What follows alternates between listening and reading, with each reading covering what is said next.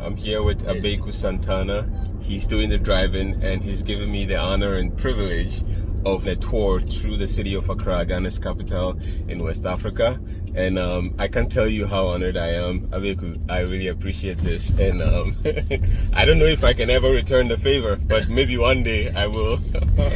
Well, for me, the objective or the object of this short city tour, right, is to bring to the light or the fore a very rich heritage, of our country, the heritage culture of this country, and some of the illustrious sons and daughters who laid their life for us to get to where we are.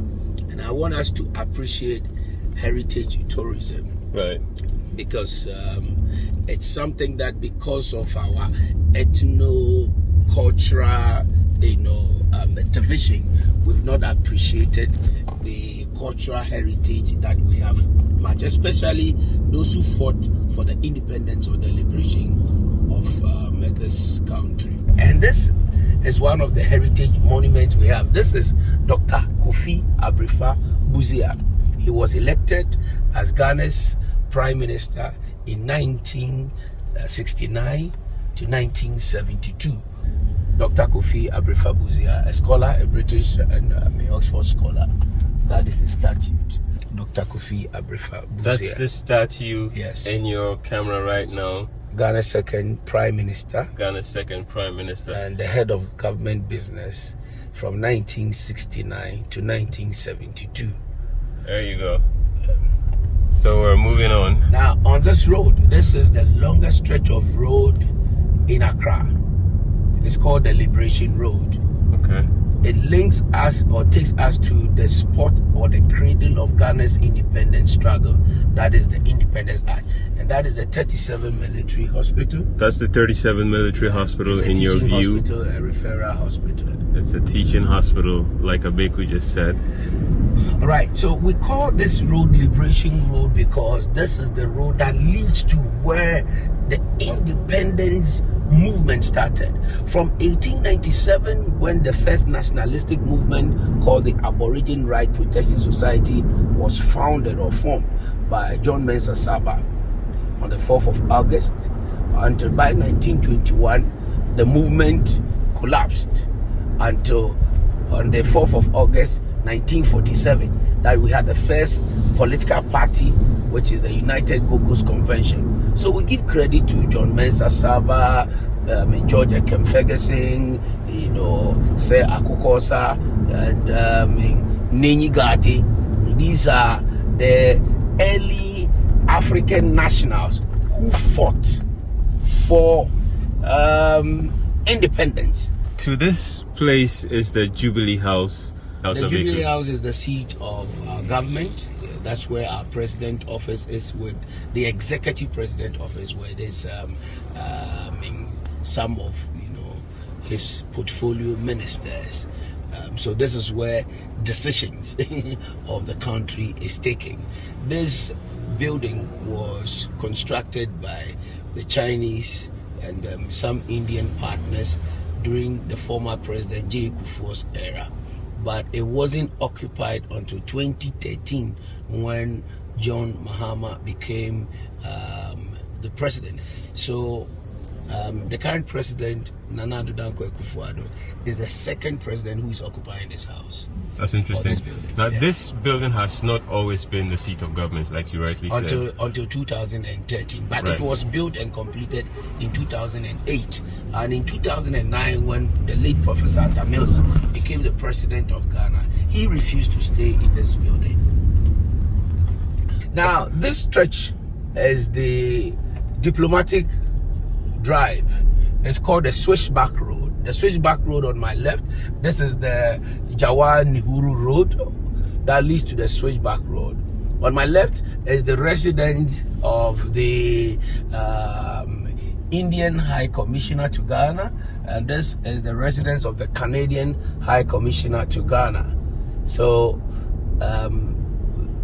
Ghana's strongest partners, some of Ghana's strongest diplomatic partners or friends, India and Canada, And our relationship with these two countries dates back, post-independence. Right. And they have been strong partners to our economy. The next big diplomatic residence is the Netherlands, and the Danish High Commissioner's residence. So this is a diplomatic drive. Right. It's also called the Switchback Road, a very popular road that links to the seat of government, which is the Jubilee House. Right. Now, there's another iconic monument, which is a heritage site, as the runabout or the monument site of the second president of the Second Republic. The first president is Dr. Kwame Nkrumah. Then the second president is Edward Akufo-Addo. Okay. The father of our current president. Nana Addo Dankwa Akufo-Addo. Yes. So when Nana Addo Dankwa Akufo-Addo's father was the president, his prime minister was Kofi Abrifabuzia. Okay. Kofi Abrifabuzia, the runabout we just saw. Right. Yes. When he was the prime minister, Akufo-Addo was the president. Now, in 1969, 1972, we practiced the parliamentary system of governance, which has the prime minister as the head of government business, who is also an elected member of parliament. Then the president, the executive president, was a ceremonial president. Okay, so it's like the British, system of government. Right. Now the British, they colonized Ghana, and Ghana became the first sub-Saharan Africa to obtain independence from British colonial rule in 1957. The 6th of March, Ghana's independence was declared from British colonial rule by the Big Sis, led by Osajifo Dr. Kwame Nkrumah at the Accra Polo Grounds. Yes. Yeah. Abeiku Santana will tell us more as we approach our next monument. All right. So on my left-hand side is the British High Commissioner. Like I said, we are in the diplomatic enclave. Right. So this is the fourth circular road. So this is a statue of Ghana's second president, and the president, our current president's father. Right. Edward Akufo-Addo. He was a lawyer and politician. Okay. Born on the 26th of June 1906 and died on the 17th of July 1979. Okay. He's a founding member of the United Gold Coast Convention, a member of the Big Six, Chief Justice of the Republic from 1966 to 1970, then President of the Republic from 1970 to 1972. So when Nkrumah was overthrown in 1966 to 1970, right, he was the Chief Justice. Yes, he was the Chief Justice. And today his son is the President of Ghana. Is the President of Ghana. Okay, so he's also credited as a founding father of this country. Now, Abeiku, I can see and feel the energy and enthusiasm with which you talk about Ghana. It's obvious that you're a proud native Ghanaian. There are some people outside of Ghana who are either natives or they are, children of the diaspora. That's their Ghanaians, but they were not born here in Ghana, that are so proud about their Ghanaian heritage. However, when you talk to them about coming home, they feel a little bit of hesitance and anxiety. Why? Why? Because they feel like they're not coming to meet the so advanced system that they live in right now, wherever they are in the diaspora. So what do you say to them? Because for me, unfortunately, it's a wrong perception. I have lived in the States, I have traveled far and wide, and I appreciate the developmental progress of this country. You can call it a slow progress, but to some extent, if you compare Ghana to most African countries, this country is the most stable, the most peaceful a country where the youth of this country have endless opportunities and possibilities. We have vibrant, dynamic youth in the areas of creative arts, music, fashion, poetry, movie, athletics, football. Ghana stands out on the continent, in the sub-region. So I will not subscribe to the perception or the assumption or the notion that Ghana is not developed. It is the fastest growing economy in Africa. Accra is the most peaceful city you can find all over the world. You can get it. I don't want to mention other countries that I know that, in every 5 minutes there's a gunshot. Gun killing is something very alien to our culture.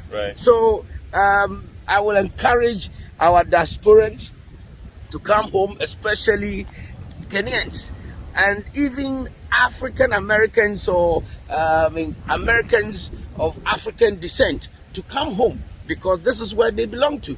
Marcus Garvey said that let us go to Africa, not just because we are black, but because that is where we come from.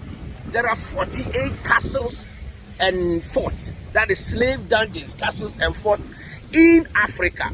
Out of the 48, 46 are found in Ghana. And the mass exodus of black people to the Caribbean, to the Americas, in the diaspora, majority of them came from Ghana. The Portuguese or the early Europeans came here in 1427, started building their forts and trade posts, checked from along the coast of the Atlantic Ocean. That is the coast of Ghana. They are slave dungeons. So slaves were sent into Europe. Americas and Europe. From even in Europe, you can go to Germany, Deutschland, Prussians, the French, the Portuguese, the British, the Danes, then those who went to the Caribbean. So Ghana stands out from all the countries we have on the continent. And you know what? We pride ourselves as the only country in the sub-region that has never recorded a civil war. We have never fought as a people, as a country. Never. You can check it. When countries like Liberia, Sierra Leone, and Togo, Mali, and Burkina Faso, when they get their war, Ghana is the safe haven. Ghana is the refuge where they come and stay. You understand? So, nobody in Africa can compare the peace and stability we have in Ghana with their country. They know Ghana is the best country. There you have it. Abeiku Santana is saying, for those of you who feel a little uncomfortable or experiencing anxiety about moving to Ghana, especially those in the diaspora, there's no excuse for that feeling. Ghana is a developing country. It's one of the most peaceful countries. It's the hub and safe haven for both development and progress for Africans and for the diaspora. And so if you have a feeling of coming to Ghana, then that's your soul speaking to your mind to bring you back home. In this digital age, in this digital age, I don't want to mention any country, but if you want the fastest internet in Africa, you can get it in Ghana. There you go. The one who proposed the name Ghana for Ghana, he's also the founder of the first political party, and that is Joseph Boakye Dankwa, also known as J.B. Dankwa. He was also a lawyer, a scholar, and a founding father of Ghana and a member of the Big Six. Okay, so I'll tell you the history about J.B. Dankwa. Let's get off here and then we'll go to the monument site. So Joseph Boakye Dankwa is the founder of the United Gold Coast Convention, UGCC, which was founded on the 4th of August 1947 in Sopon in the Central Region. Now, George Alfred Pargrand was a trade merchant, a businessman who had money. So he funded the United Gold Coast Convention. Now, come closer.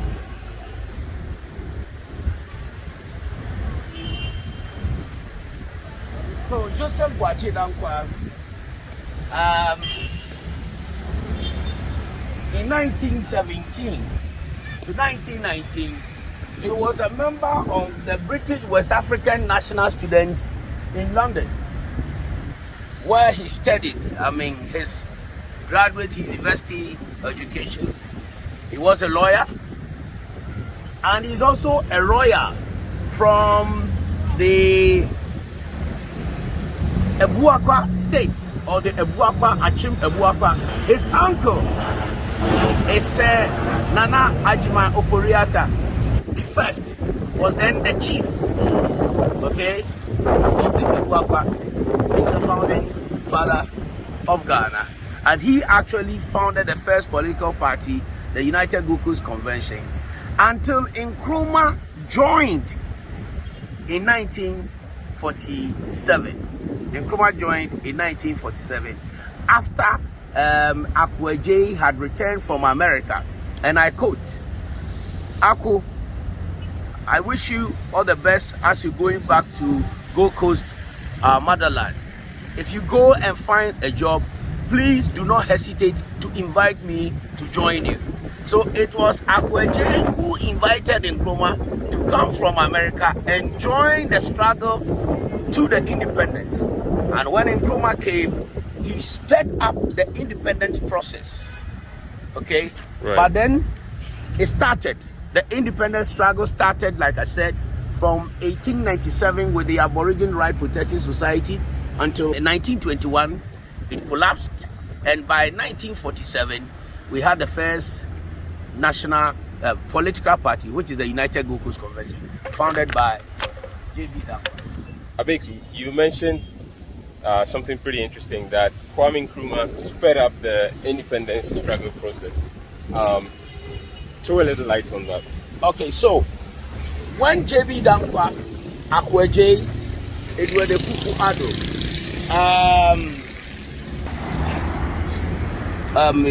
William Oforiata and co. had founded the United Gold Coast Convention, they wanted to use a legitimate means. Legitimate means that they would take the due process in fighting for the independence. Don't forget that we had the National Assembly, which is today the Parliament, and the representation of the black people, or the black nationals, at the National Assembly were few. There were more whites than blacks, and they wanted to negotiate, they wanted to lobby, they wanted to use that process in fighting for that independence process. But Nkrumah said, no, we cannot have the independence within the shortest possible time that you are talking about. It must be now.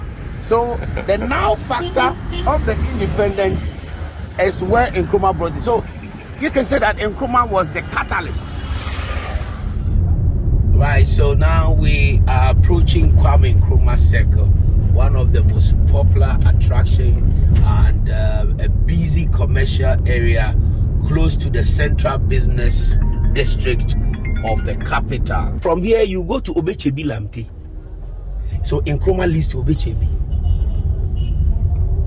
Then it connects. Obechebi Lamte is also a member of the Big Sis, and he's actually called Liberty Lamte. Okay. Liberty. Why is he called Liberty Lamte? His nickname because he was part of the Liberation Big Six movement that fought for the independence and for Ghana. And he did not have a secondary education, but sat his A-level at home, taught himself, and passed, and got a scholarship to study in Oxford. So a self-taught person that studied in Oxford University in the United Kingdom. Yes, and he became a lawyer. He became a lawyer. So nothing is impossible. Yeah. Impossible is just a big word thrown around by small men to make excuses for things they can't do. Right. And his son also became one of the active members of the New Patriotic Party, that is Jake Obechebi Lamte. The New Patriotic Party is the current political party under which the current president hails from. Yes, and his son, who is late, was Minister for Tourism. He actually introduced the paragliding tourism festival in Ko. And here in your camera doing the narration is Abeiku Santana, aka Mr. Tourism. Thank you so much. The ace Ghanaian broadcaster, radio personality, TV personality, and so much has happened under his wings and under his watch. I feel again very humbled to have had this opportunity to be chauffeured around Accra, where we're getting to explore and see some of the great monuments of our independence freedom fighters. Abeiku, yeah, that was it. It is also a great privilege for me to tour you around Accra to some of our beautiful iconic attractions that I think we have to celebrate. Right. Celebrate in the sense that some of our forefathers sacrificed their lives for the independence that we are enjoying today. All right, so this is Kwame Nkrumah Circle, a very popular runabout and an interchange. It used to be called the Holy Gardens, where it was green in the 80s. Nkrumah joined William Du Bois and Malcolm X and Martin Luther King Jr. in the struggle for the African American independence or liberation in America. Okay, in 1945, Nkrumah gave a speech. One of the most famous speeches of Nkrumah was in Manchester when he addressed the West African Nationals or Black African Congress. Welcome to one of the monument sites, a heritage site of Ghana's first president, a member of the Big Six, Dr. Kwame Nkrumah. Dr. Kwame Nkrumah was a philosopher. He studied philosophy, and his dream was to study law at Gray's in London, and that couldn't materialize, but he's a doctor of philosophy. He joined the United Gokus Convention in 1947, but by 1949 he broke away from the United Gokus Convention. He was invited to the Gold Coast by his friend Aggrey, who was a member of the Big Six. Now when Nkrumah joined the Big Six, he was made the General Secretary of the United Gokus Convention until a misunderstanding ensued between Nkrumah and other members of the Big Six in 1948. And after the famous Manche Agona speech, Nkrumah was imprisoned. And after Nkrumah's release, Nkrumah resigned. He resigned and formed his own political party, the Convention People's Party, in 1949, and stood for election in 1950-51 and won the election. So he became the first president of the Republic. So there you go with Osadifo Dr. Kwame Nkrumah. He inspired a lot of African freedom struggle fighters for independence. Ghana is the first country to gain independence in the sub-region. Nkrumah inspired Sekou Touré. Nkrumah inspired Nnamdi Azikiwe of Nigeria. Nkrumah inspired Jomo Kenyatta of Kenya. Nkrumah inspired Kamuzu Banda of Zambia. Nkrumah inspired Mobutu Sese Seko of now Democratic Republic of Congo. I mean, in the olden days called Zaire. So if you go to Kenya and some other African countries, they have, named Nkrumah after some of the attractions, from roads and buildings, including university, especially in Kenya. If you go to Mombasa, there's Nkrumah Street, Nkrumah Avenue. If you go to Nairobi, there's Nkrumah Street and Avenue at Biasharaf, near the Central Business District. Nkrumah has been credited as Africa's millennium personality. He inspired a lot of African nationals to fight for independence or freedom for their various countries. Nkrumah is also a founding member of the Organization of African Unity, which has now metamorphosed to become African Unity, AU. When Nkrumah met Haile Selassie, the emperor of Ethiopia, who is also the last king to sit on the throne of the Lion of Judah. Don't forget that Ethiopia is the only country that has never been colonized in Africa. So Haile Selassie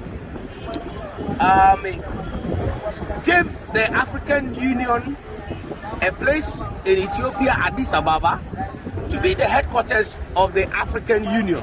If you want to go to any part of the country, the biggest bus terminal is found here at Nkrumah Circle. So Nkrumah Circle is a very popular place, named after Ghana's first president, and that is the view. And, thanks to the Kole Klote Municipal Assembly. The Kole Klote Municipal Assembly is in charge of the maintenance of this facility. Well, folks, that's it. We hope you enjoyed this historic episode about Ghana's independence struggle fighters, those behind the struggle, and we hope you enjoyed Abeiku Santana, who has been our resident historian, and he's very passionate about tourism. Great love for his country, Ghana, great love for his continent, Africa, a very great humanitarian person, loves people, and does the best he can to shine the light and bring the light out of them. My name is Oral Ofori. This has been The African Dream here in Ghana's capital city of Accra. Abeiku Santana would end and send us off with a few words of inspiration. And Abeiku, over to you. Right, Ghana means warrior from the ancient Ghana in the Sudan Empire. And Akwaba means welcome.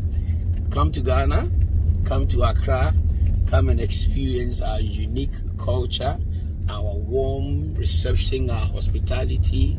Come and enjoy our nightlife, the urban, culture. Come and enjoy our music. Come and taste our cuisine. Come and experience the flora and the fauna, the beaches, the caves, the mountains, the waterfalls, the rich vegetation, and of course, the people and the culture, where you can never get it anywhere in the world. We are unique people, and we are positioned in the center of the world, where the Greenwich Mean Time or the Greenwich Meridian passes through. So thank you so much for the opportunity to tour you around Accra in just about an hour, to see some of the beautiful heritage sites we have in the country. And we also invite our Ghanaians and Africans in the diaspora to always come home, come and contribute and bring what you have studied or gained in the diaspora to your motherland, so that we can all change the fortunes of our continent. It's a pleasure, it's a great privilege to tour you around. Ora, thank you so much for having me. Thank you so much, Abeiku. Thank you so much for making time with such a short notice. Thank you for being an amazing man. We appreciate you. And thanks to our good friend in the back seat. Yeah, that's Godwin, my producer. Godwin Dogbe. Thank you, Godwin Dogbe. And that's a wrap. Let's do this again next time. Share this video. Feel free to comment. And above all, follow Abeiku Santana on Instagram, on Twitter. The links are right there on the screen. Don't forget to share above all. And remember, we're not Africans because we are from Africa. We're Africans because Africa is born in us. Yes.